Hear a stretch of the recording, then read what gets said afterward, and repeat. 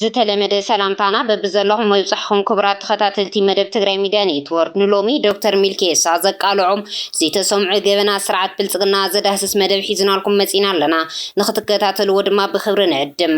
ዶክተር ሚልኬሳን ካልኦት ምስ ስርዓት ብልፅግና ዝነበሩ ፖለቲከኛታት ኢትዮጵያ ብዛዕባ ሻጥርን ገበንን እቲ ስርዓት እናቃልሑ ፀኒሖም እዮም ምዚ ተታሒዙ ድማ ነበር ሰላም ሚኒስትር ዝነበረ ታየ ደንደአ ቅድሚ ኣዋርሕ ናብ ሚድያ ብምቕራብ ናይቲ ስርዓት ብልሽውነት ናይቲ ጠቅላይ ሚኒስተር ሻጥርን ድሕሪ ምቅልዑም ሕዚ በቲ ስርዓት ኣብ ትሕቲ ቀይዲ ውዒሉ ዝርከብ እንትኸውን ብዛዕባ ድሕነት ታየ ደንደአ ዝተሓተተ ዶክተር ሚልኬሳ ብዘለዎ ሓበሬታ መሰረት ኣብ ፅቡቕ ናይ ጥዕና ሞራል ኩነታት ከም ዝርከብ ዝገልጽ ድሕሪ እዚ ዶክተር ሚልኬሳ ሕዚ ብዘለዎ ኩነታት ስርዓት ብልፅግና ዘለዎ ብርኪ እንታይ ይመስል ተባሂሉ ንዝቐረበሉ ሕቶ ድማ ሕዚ ብልፅግና ብብርኪ ፓርቲ የላን ዝተወሰኑ ናይ ማፍያ ጉጅለ ኣብ ላዕለዋይ ናይቲ ሃገር ስልጣን ዝተቐመጡ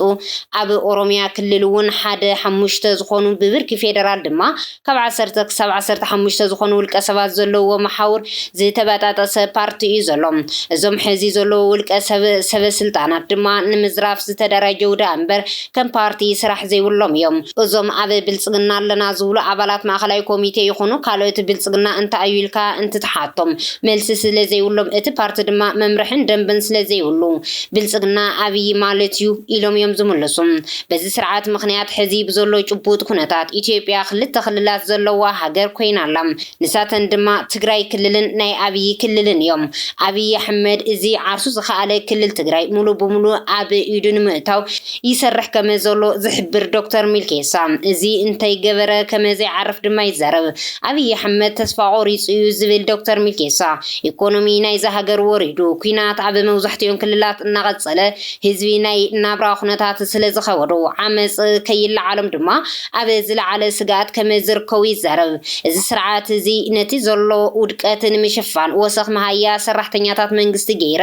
ኣባይ ግድብ ክዛዘም ቀሪቡ ወዘተ ዝብሉ ፕሮፓጋንዳታት እናወዝዐ ዝርከብ እኳ እንተኾነ እቲ ስርዓት ግና ኣውቂዕ እዩ እዚ ስርዓት መሃያ ኣይውስኽን ኢሉ እንተብቅዕ ድሕሪ ዝተወሰነ ኣዋርሕ ሕዚ መሃያ ወሲኽና ኣለና ምባልኸ እንታይ የመላኽት ዝብል ሕቶ ዝቐረበሉ ዶክተር ሚልኬሳ ኣብይ ኩሉ ነገር ካብ ፕሮፓጋንዳ ዝጥቀም ሰብ እዩ መሃያ ክውስኽ ከም ዘለዎ ኩሉ ዝረዳድእሉ እዩ ግን ድማ ሕዚ ብዘለዎ ናይ ኢኮኖሚ ብርኪ መሃያ እንተወሰኸ እኳ ዝስተኻኸል ናይ ሃገር ኢኮኖሚ የለን እዚ ሕዚ መሃያ ካብ መስከረም ጀሚረ ክውስኽ እየ ዝብሎ ዘሎ ድማ ንተራ ፕሮፓጋንዳ እዩ ይብል ኢትዮጵያ ሁለት ክልል ነው ያላት አሁን በተጨባጭ አንዱ ትግራይ ክልል ነው ያለ በተወሰነ ደረጃ ራሱን የቻለ ክልል የሚመስል ከዛ ውጪ የአብይ ክልል ነው ያለ ሁለት ክልሎች ናቸው እና አብይ የመጨረሻው ሩጫው ትግራይን የማንበርከክ እስከዛ ድረስ ነው እሱን ካላየ የሚቆም አይሆንም ስለዚህ አሁን አጠቃላይ አብይ ተስፋ ቆርጧል ኢኮኖሚው የለም ወድቋል ጦርነት እዚህም እዛም እንደቀጠለ ነው የኑሮ ውድነት እናንተ የምታውቁት ነገር ነው አሁን ከመስከረም በኋላ ሰው ያምጻል ህዝቡ ያምጻሉ ብሎ ፈርቶ ታሪካዊ ጠላቶቻችን ይሄንን ያቀናጁብም ነው ብሎ ባለፈው መግለጫ አውጥቷል አብይ ንብረት ሃፍትን ተጋሩ ዝነበረን ዘሎን ኣብ ምዝራፍ ምስ ዝተሳተፉ ክሳብ ሕዚ ዝሳተፉ ዘለውን ኣመልኪቱ ዝዛረበ ዶክተር ሚልኬሳ ንብረትን ሃፍትን ተጋሩ ምዝራፍ ዝተጀመረ ገና ኩናት ቅድሚ ምጅማሩ ምስ ዝተታሒዙ ድማ ዳንኤል ክብረት ይግባእን እዩ ዝበሎ ዝዘረፈ ኣዋን ኩናት እዩ እዚ እንትግበር ድማ ኣነ ኣብቲ መንግስቲ ውሽጢ ነይረ እየ ብርሃኑ ፀጋይ ዝበሃል ዓቃቢ ሕጊ ኣብ ዝነበረሉ እዋን ክልተ መገዲ ብምጥቃም ተወለድቲ ትግራይ ዝኾኑ ተጋሩ ነጋዴታት ነበርቲ ብምእጋድን ብምእሳርን ገንዘብ ይደራደር ምንባሩ እውን ይፈልጥ ይብል እዚ ዝገብር ዝነበረ ድማ ዓቃቢ ሕጊ ብምዃኑ ናይ ገበን ኬዝ ብምፍጣር 36 ነጋዶ ተወለድቲ ተጋሩ ኣሲሩ ብጣዕሚ ብዙሕ ቅርሺ ተቐቢሉ እዚ ዝገብር ዝነበረ ድማ ቅድሚ ኩናት ምጅማሩ እዩ ይብል ብርሃኑ ፀጋይ የጠቅላይ አቃቢ ሕግ በነበረበት ጊዜ በሁለት መንገድ በመጠቀም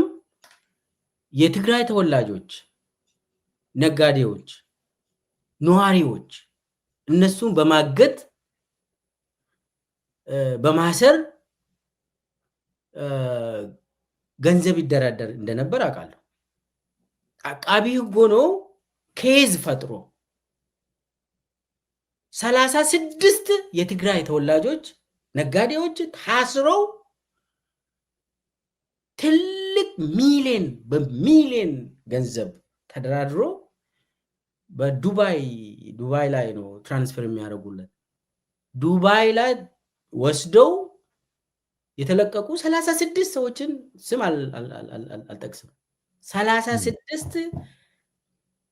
ኬዝ ፈጢርካ ቅርሺ ካብ ምዝራፍ ብተወሳኺ ደመላሽ ገብረ ሚካኤል ስለላ ኣብ ዝነበረሉ እዋን ብሓደ ብምዃን መን ተጋሩ ዶላር ኣለዎም ኢሉ ፅንዓት ዝገብር ደመላሽ እንትኸውን ብርሃኑ ፀጋየ ድማ ክሲ ይምስረት። ኣብዚ ማእኸል እውን ኣለማየሁ ከተማ ዝበሃል ቀረባ ዓርኪ ኣብይ ኣሕመድ ጠቋሙ ኮይኑ ምስኦም ይሰርሕ። ድሕሪ እዚ ሰለስቲኦም ተዋዲዶም ካብ ተጋሩ ዶላር ይዘርፉ ነይሮም። በዚ መሰረት ካብቲ ዝዘረፍዎ 40 ሚእታዊ ንሰለስቲኦም እንትማቐልዎ 60 ሚእታዊ ድማ ኣብይ ኣሕመድ ይረክብዎ ነይሮም። እቲ ዝዘርፍዎ ቅርሺ ብቢልዮናት ዝቁፀር ምዃኑ ኣብ ድዋይ ከመ ዘቐመጥዎ ድማ ይዛረብ።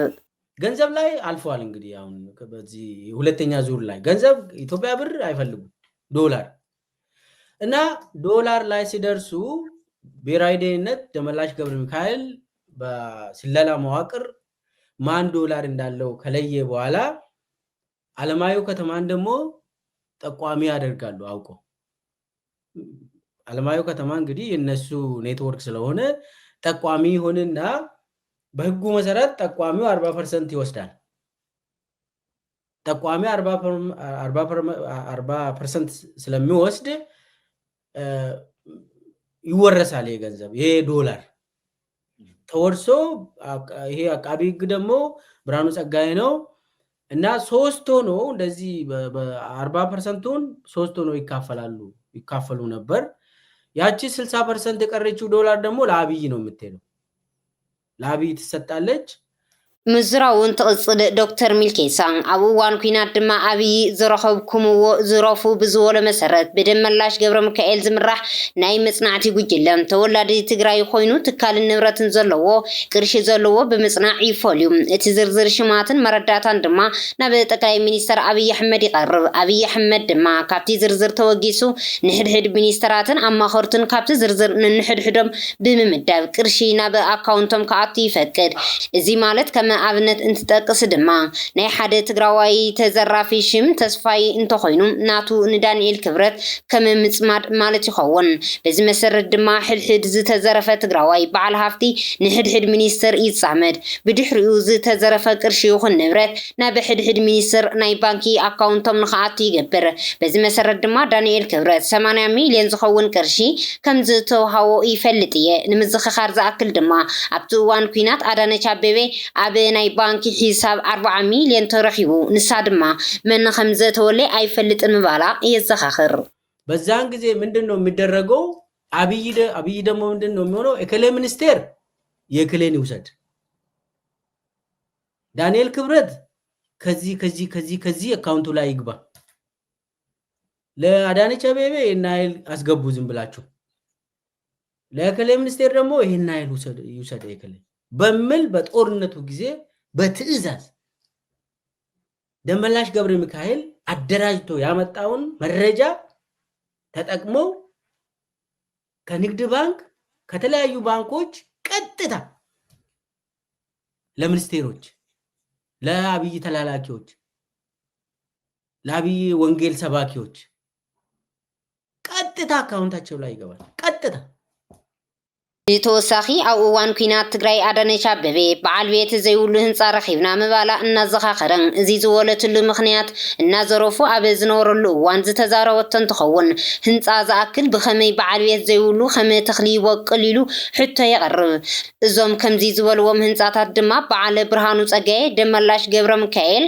علمايو كتما يكفافلو منبارم يزارب ازي انا زهو زلوخ حابريتا حسوت زي مخانه دما حدا معلتي كرغاغص يو يبل دكتور ملكيسا ازي ززرفو نوات ابي يقمطو نزبل حتو العلو ززارو دكتور ملكيسا كما ابنت دما نبرهانو صقاي بمتقاس ازي سبزي اب هاجر امريكا كتما فيرجينيا غزاغزيو كاب قداميتي سويتو زولدو ود 26 عامت ودو نخو يغيروم بتوساخي ازي سبزي كابزو وصاي بزو حفتي زلون ابدي سبا بسرات جبريل ابي زبحال مندر ابداباي كبابي زسرحو غزالو مس بعال بيت نوكو زخونه تادسه طلاهن دما محازو سلازخونو حمشته زخونو ناي ندادي معدلي خفيتم زوم معدلتات نداد دما ابي ادي سبا وليسو هولتا تلبولو ابي زبحال بوتاتات زركبيوم ابي درجتنا هالوون بلما تگميمو ليوا مخان مسترغاغص نخبارر توسينو نيريوم ابي دما حاسيو نخيبارر غيرويوم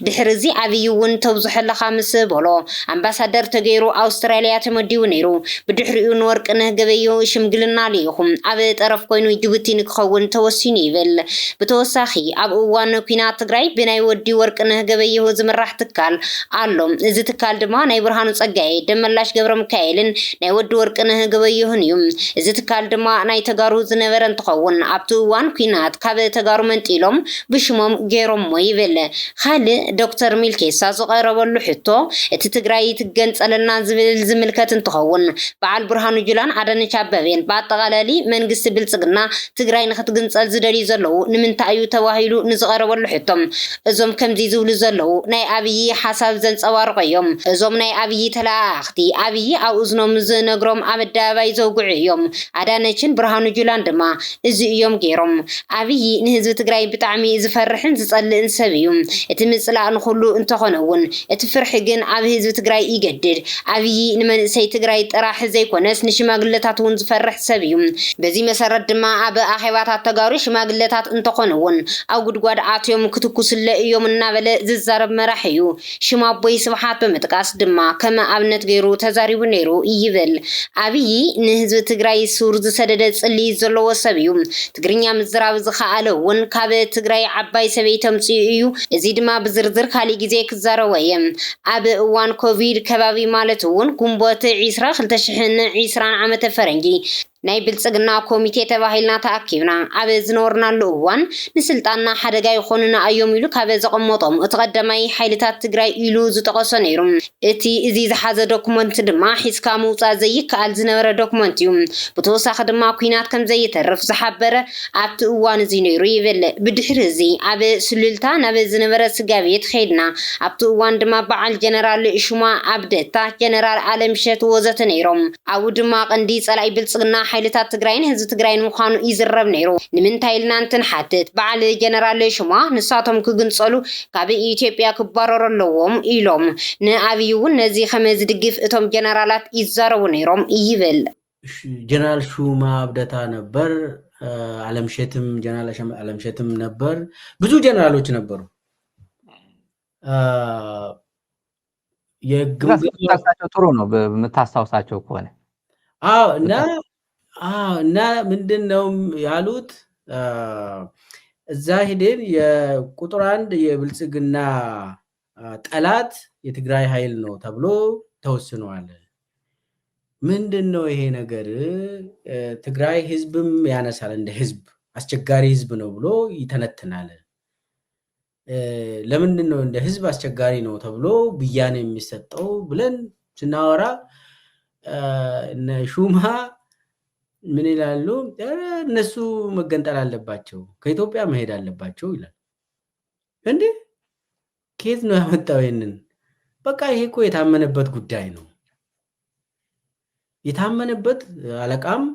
አብቹም እንደዛ ያምናል እዚ ናይ ይኺዱልና ድልየት ናይ ዞም ጀነራላት ከንቲባታትን ድልየት ዘይኮነስ ናይ አብይ አሕመድ ንድፊ ምዃኑ ዝዛረብ ዶክተር ሚልኬሳ ኩሉ ዝካየድ ዘሎ ማለትውን ትግራይ ናይ ምድኻም ብዘይ መድሓኒት ናይ ምትራፍ ናይ ምፍንቃል ከይዲ ተጋሩ ንምድኻም ዝግበር ዘሎ ሴራ እዩ አብይ ዝገብሮ ዘሎ ሃገር ናይ ምብታን ከይዲ እዩ ቀንዲ ጸላኢ ህዝቢ ኢትዮጵያ ባዕሉ አብይ አሕመድ ኮይኑ እናሃለወ ተመሊሱ ባዕሉ ተቆርቋሪ ኮይኑ እንትቀርብ ብጣዕሚ ዝሕዝን ኩነታት እዩ ናይ አብይ ከይዲ ኩሉ ዝተረድኦውን ኣይመሰለንን ስለዚ ኩሉ ኢትዮጵያዊ ንስርዓት ኣብይ ክርዶ ኣለዎ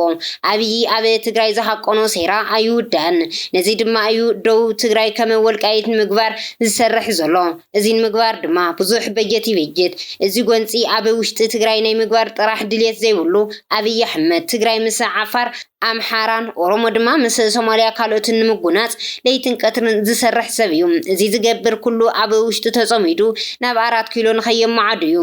እዚ ሕዚ ኣብ ኤሊታት ትግራይ ኣምሓራን ኦሮሞን ኣምሓራን ትግራይን ኦሮሞን ዘሎ ምንባብ ንኣብይ ኣሕመድ ብጣዕሚ ዝሕርቆን ዘፍርሖን እንትኸውን TDF ፋኖ ኦላ ጥምረት ፈጢሮም ዝብል ዜና ክሰምዕ ከም ዘይደሊ ድማ ይዝረብ ከም ዘሎ ዶክተር ሚልኬሳ ይገልጽ ኤሊታት ኣምሓራን ትግራይን ንኣብይ ዋላ ወርቂ እንተንጸፍሉ ምስ ኣብይ ክሰርሑ ኣይኽእሉን ኣብይ ናይ ትግራይ ኤሊት እንተየጥፈ